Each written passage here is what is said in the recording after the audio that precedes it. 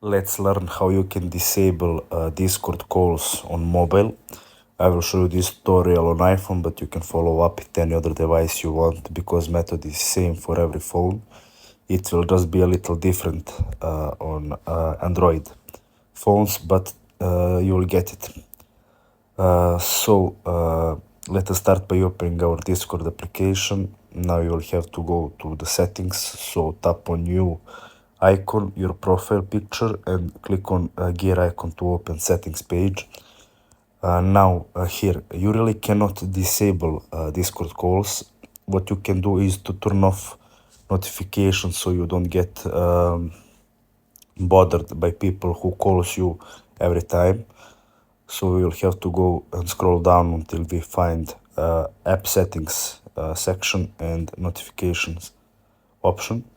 So you'll have to click here and you'll see notifications page.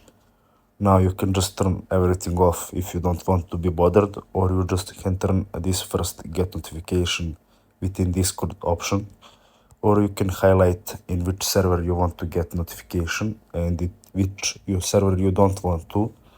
Now, what else you can do if you're on iPhone and Android has that option too, is to turn off do not disturb mode, and it will